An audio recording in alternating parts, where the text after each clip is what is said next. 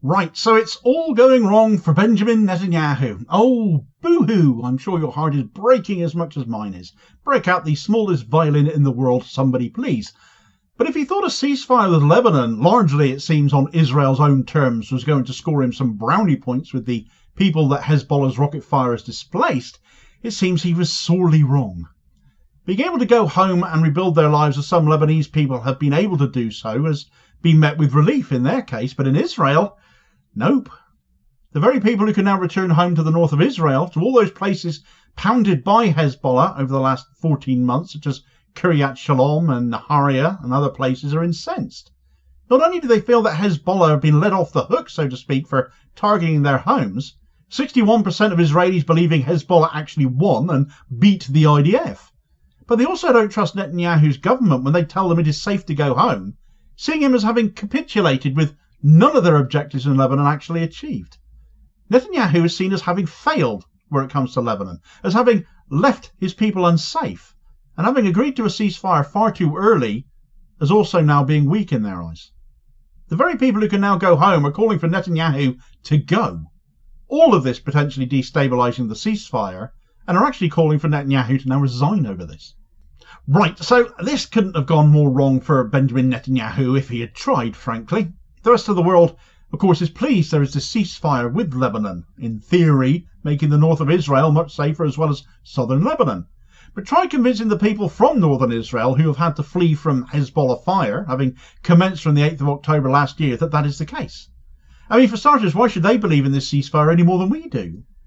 Israel have already broken the ceasefire. They broke it within hours, having arrested alleged Hezbollah members, killed several others, denied entry to the homes for Lebanese people who had also been displaced, wounded 2 journalists, and then held a press conference to tell the world what they'd done. Since I put out a video on that just yesterday, Israel have now bombed southern Lebanon again, allegedly targeting Hezbollah activity.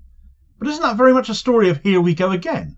They strike what they like, saying, oh, it's Hezbollah, just as every building they wanted to level in Gaza was Hamas. You cannot trust them to be straight and honest in their actions. They refuse monitoring except by loyal allied nations like the US and France. They shoot journalists to prevent news of their actions getting out. It all just provides cover for their word having to be taken as read. And it seems not even the people of Israel itself are prepared to do that, so why should anybody else? Aside from that, the other really important point regarding this ceasefire is that it isn't actually a ceasefire, but a temporary 60-day truce. So where people are being encouraged to return to their homes, they'll be asking themselves, well, for how long can I go home then? They'll be looking at continued strikes in Lebanon, despite said ceasefire, and thinking, much like many commentators like myself have, in that how long will it last when Israel are clearly already ignoring it? I'm sure Netanyahu and his government would have imagined his own people would be delighted by this ceasefire, to be able to go home. In their heads, they've had this great victory. They'll happily tell all and sundry the damage they figure they've done to Hezbollah. To destroy that organisation being their main goal. The assassination of Hassan Nasrallah was seen as a victory. The pager attack instigated by Israel's shady cyber spy wing of the IDF, Unit 8200, was expected to cripple the organisation. But as has been proven since, it actually had no effect whatsoever, it seems, and since then we've seen the single largest strike on Israel by Hezbollah ever, with some 340 rockets fired, and with many finding their marks far further south than ever before. The southernmost strike on the port of Ashdod, just some 20 miles north of the Gaza Strip. So actually Netanyahu's actions in Lebanon have, if anything, ended up making Israel even less safe at Hezbollah's hands. Factor in the utter failure to advance any distance in southern Lebanon before being forced back, over 130 IDF soldiers having been killed in the last 2 months of Israel's attempted invasion, with more than 1,200 others injured. Nearly 60 of their feared Merkava tanks have been left in smoking ruins. Multiple drones have been brought down. It has been catastrophic failure after failure.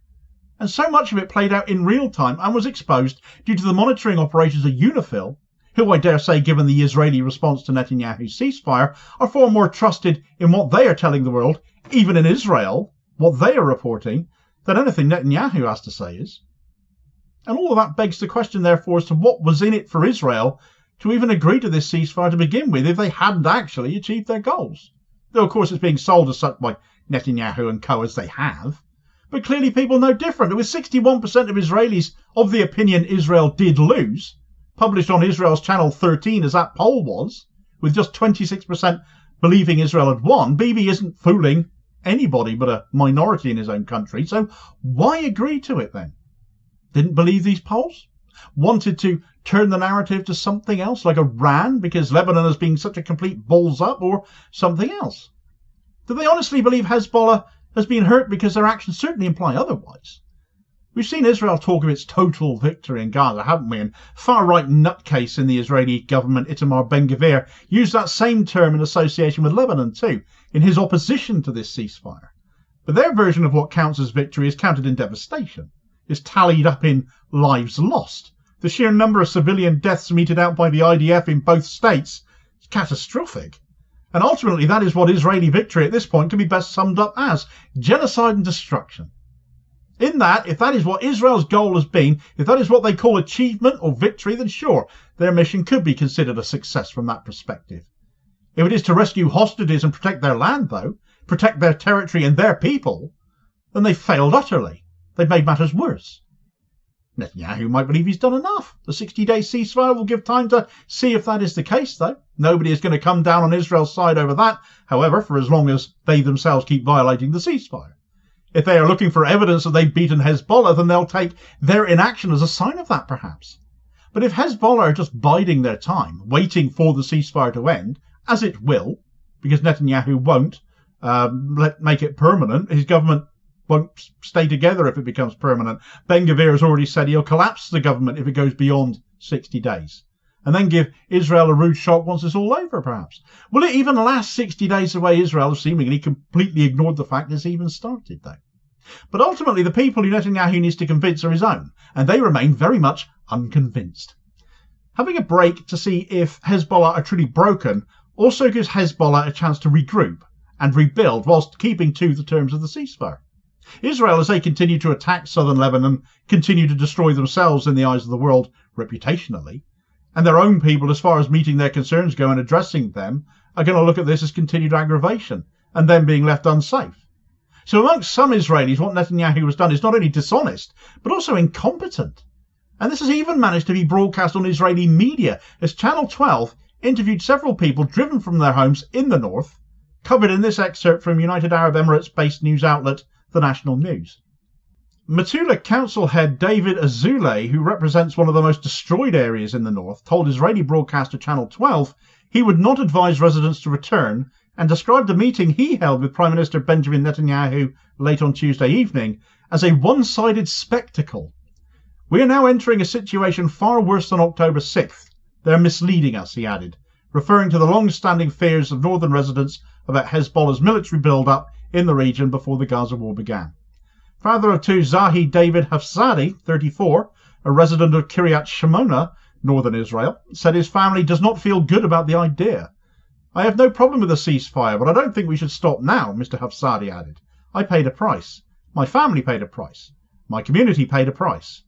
I feel like we didn't finish the job, so I don't know why we paid this price."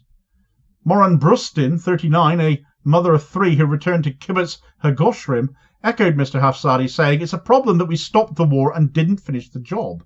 I don't support war, but it seems like nothing changed. There was a siren a few minutes ago and I had to put my kids on the floor and lie on top of them because we don't have a safe room in the house. We need to trust our army, but I think that after October 7th, that's hard, because there was no one there." Benjamin Netanyahu misleading his own people for his own ends? Surely not. Yeah, right. These people basically have as much reason to distrust Netanyahu as the people of Gaza or Lebanon, quite frankly. If you lived in Israel with him in charge, would you feel more or less safe right now? He's tried to pull a fast one on his own people. But they have their own eyes, their own minds. They can make their own mind up by reading and watching the media. They do have outspoken anti-government media in Israel, and almost 2 in 3 people who live there think he's screwed up. Perhaps that, more than anything, is what will bring this ceasefire farce, this 60-day truce as it is, to a swifter end. Because if Netanyahu thought this was a good move for him politically, he called it wrong. For more details on how Israel broke that ceasefire literally on day one, within hours of it starting, do check out this video recommendation here as your suggested next watch, and I'll hopefully catch you on the next vid. Cheers, folks.